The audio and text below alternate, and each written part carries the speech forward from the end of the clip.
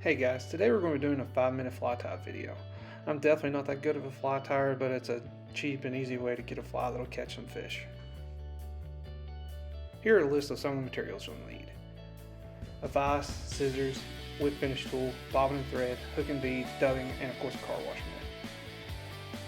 I shake pretty bad, so it makes it easier for me to put the hook and the vise upside down and put the bead on this way. You can use whatever size hook and bead you want to catch fish wherever you're at. Another important thing that you'll need to remember is that you want to put the small part of the bead on the hook first.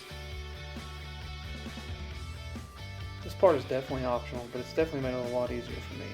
Once you've got your bead on your hook, then you want to go ahead and put your hook in the vise normally. From here, you want to start to put a thread body on your fly. The first thing you want to do is you want to build up some thread behind the bead to keep the bead secured. Once you've got it secured, you don't really need to go much farther, maybe halfway down the hook chain.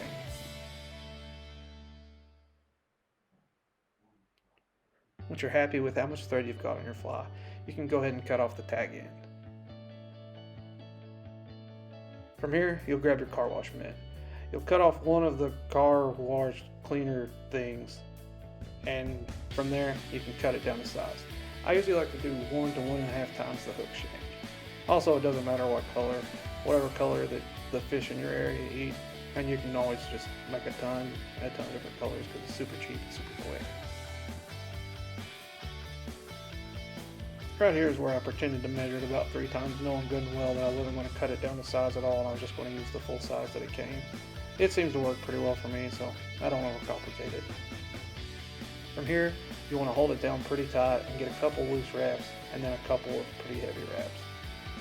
It's not a super clean fly, the fly doesn't really look like anything anyways, so I just try to get it down pretty good, and then clean up with some extra wraps here.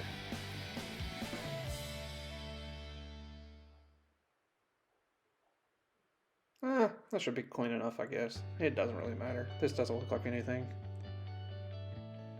So, from here, I'm going to add some dubbing to it. I'm just going to put a little bit of a dubbing noodle on here and just get it on as tight as I can. They say go little goes a long way, and that's true, but on a fly like this, it doesn't matter. It's a piece of a car wash mitt floats down the river, and they eat it, so we're just going to roll with whatever. Here I use red. I always like to sort of give them a hot spot. Doesn't matter, probably not, but it makes me feel better. From here, you can pretty much start the whip finish. I give it 4 or 5 turns.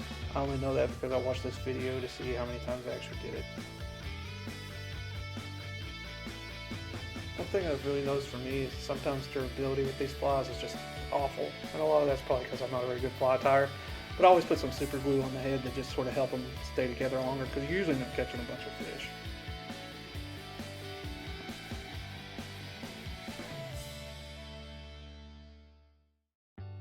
And viola, you've got a finished fly that doesn't look like anything, but it catches fish.